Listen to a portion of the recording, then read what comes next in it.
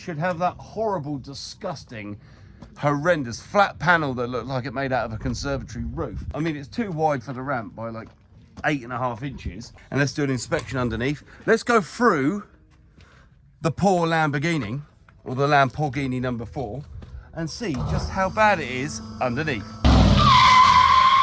Hi guys, and welcome back to this episode of Make or Break. On the last episode of Make or Break, you saw me take this absolutely lovely weapon to the British Motor Show, and we put it on display for lots of people to see this static wagon. Well, next weekend there is a big car show going on called the Gumball Rally in London, and whether we want to be a part of it or just drive alongside of it, this thing needs to be running. So I've taken up the Wiggly Farm, and we've got it on the Wiggly Ramp, and we're going to take it up in the Wiggly Air and see what's going on. But overall, I mean, it's too wide for the ramp by like 8.5 inches.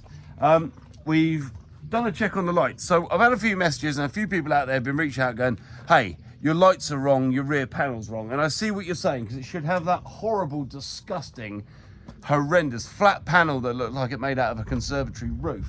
But someone's put the 25-year anniversary panel on the rear, and I personally think it looks pretty.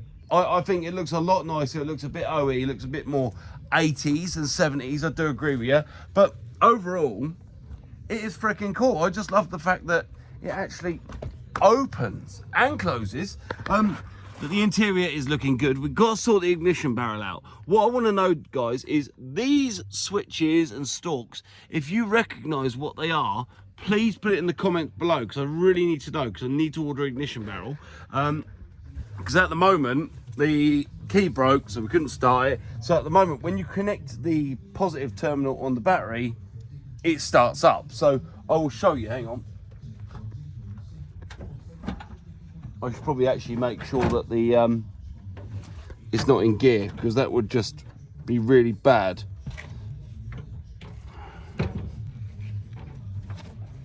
Let me not scratch the paintwork, because that would be silly. So make sure it's not in gear, which it's not.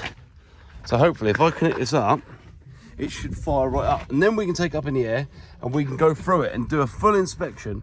So ready?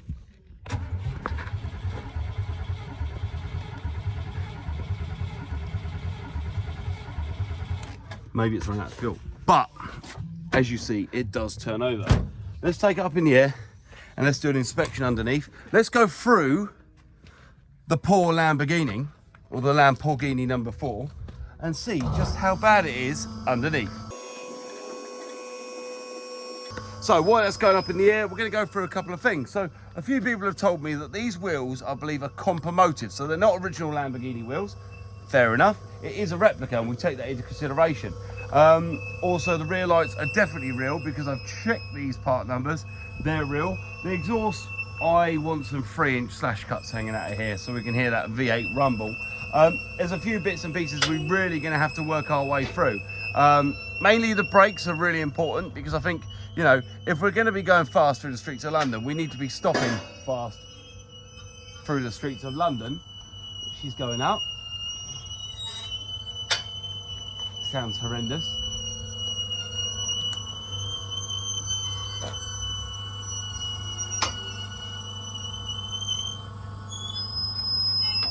Right then, so she's up in the air, and as you know, these cars are kit cars. A lot of my fake Lamborghinis before have been based on Toyota MR2s or Pontiac Firos, but this one has got a tubular chassis, so it's full box section, front to rear, lots of aerodynamic panels under here to protect you, but these aren't oil leaks. This has been undersealed at some point.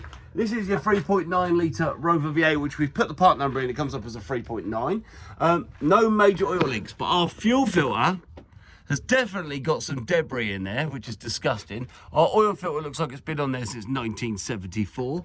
Engine mounts look good. No major oil leaks, apart from a little bit of a drip around the sump bung there.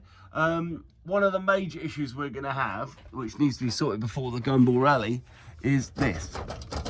So our exhaust at the moment, the whole thing is held up by these mounts, and as you can see, there's a steel bracket here that's been welded together, a couple of bolts missing, but we should be able to get some bolts on there, a little bit of tape and some glue, and get that all bolted back together and get the exhaust on. Looking at the rear brakes, we've got brand new calipers on the rear, on both sides. That obviously gives us some indication that someone serviced it well. We've got these adjustable coilovers, which are exactly the same as a real Lamborghini. The top trailing arms look to be brand new. This all really does need a good cleanup. The UN1 transmission is very shiny, so it's obviously been painted. It's got a proper flywheel. It hasn't been modified in any way, shape or form. What I don't understand is it's got these little fins hanging off the drive shaft, and I don't know if that's a hall sensor in relation to a speedo. So when that goes round, they pass a hall sensor, which will give you the speed, which I think that might be that there actually.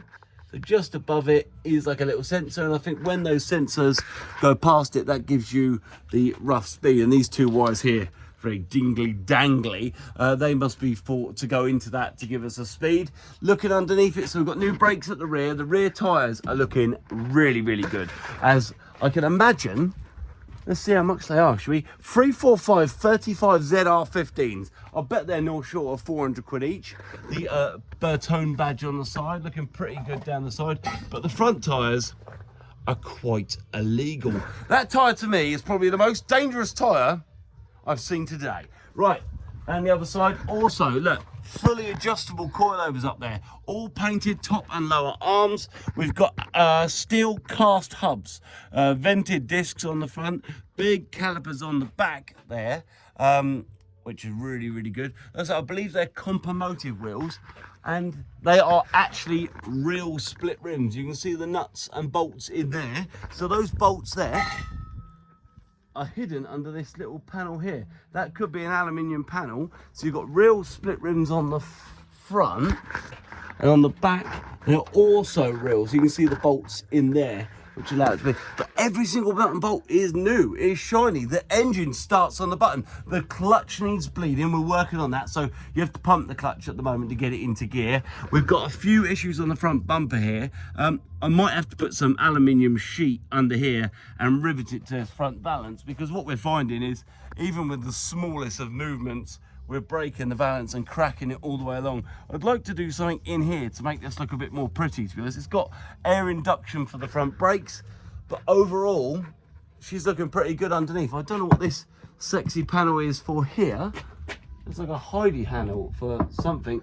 Fuel pump is there. So basically, we're gonna have to order an oil filter. We're gonna have to order a fuel filter. We're gonna have to put some fuel in it. New engine oil. Guys, if anyone out there knows what oil this should have in it, it's a 3.9 litre Rover V8. We don't have an actual date of build on the engine just yet, but let's drop it back down. But I'll talk to you, but I can imagine it's pointless.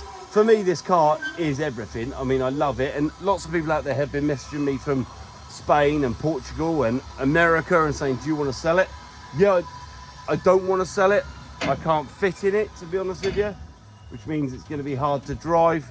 But the truth of the matter is, everything's for sale. I don't want to sell it, to be honest. I think let's go on the Gumball Rally, let's have some fun, or even join in on the Gumball Rally, let's have some fun. Let's, you know, do some bits and pieces where we can actually enjoy it for a little bit, because a lot of these kit cars I get, they don't work, they don't run, they're not very cool, but this does work, it does run, and it is super cool.